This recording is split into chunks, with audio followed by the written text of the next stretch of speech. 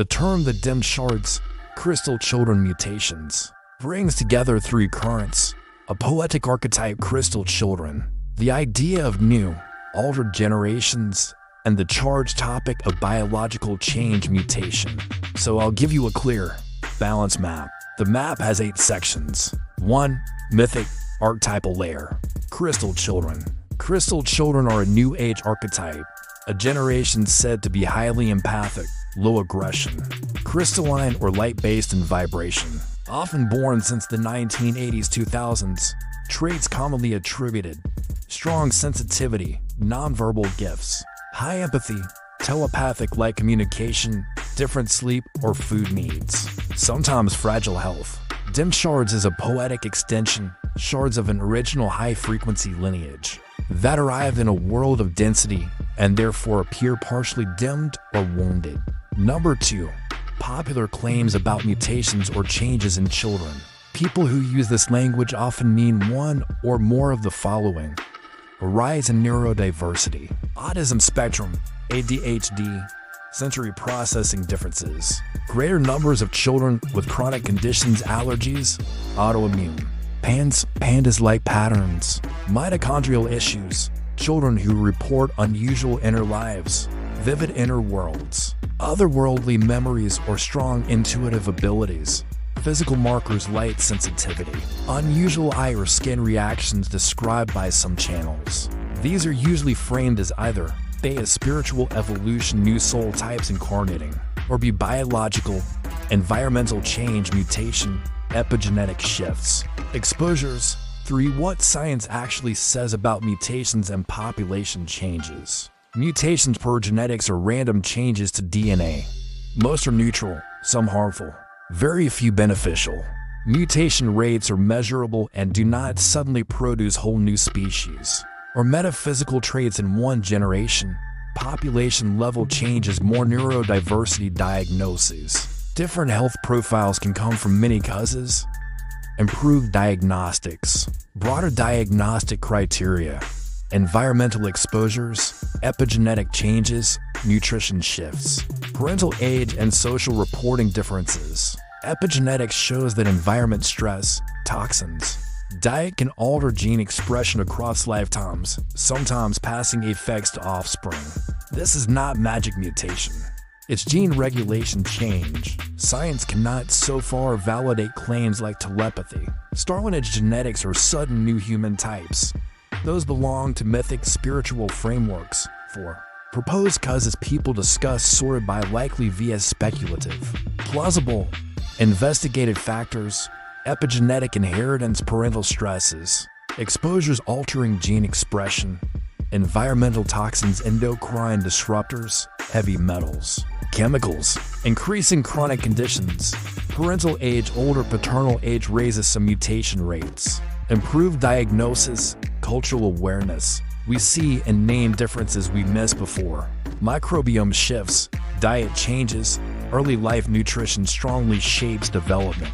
Speculative, metaphysical factors, starseed incarnations, soul group changes, soul engineering.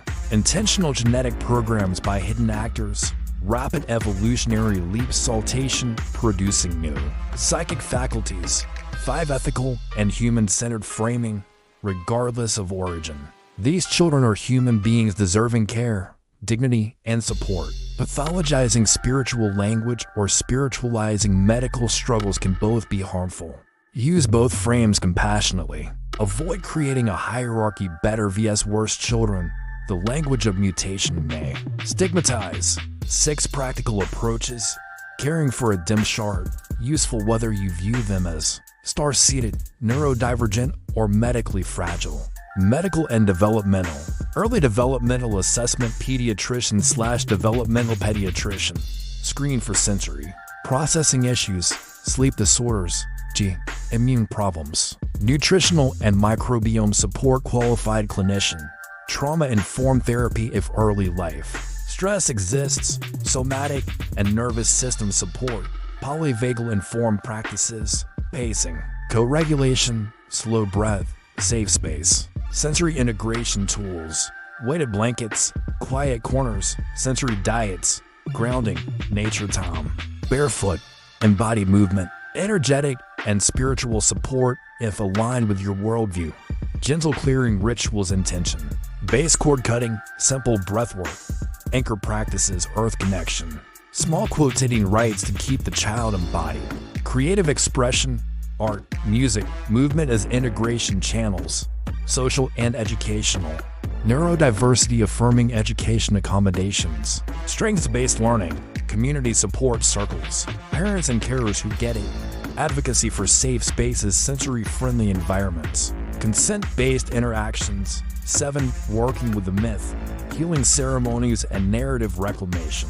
If you want to use the dimmed shards myth for healing ritual plus psychology, simple, ethical templates, naming ritual, gather loved ones, speak aloud gifts plus wounds the child carries, offer an oath of protection, grounding anchor, stone, place ritual that ties their spark to earth, bury soft cloth with their name, return later, light reclamation, meditative visualization where inner light returns to a shard until it glows, finish with a tangible token crystal, shell, lineage blessing, honor starline, ancestral roots without claiming superiority, bless both earthly and star origins, always get parental consent and avoid coercive or medical claims, H red flags and caveats.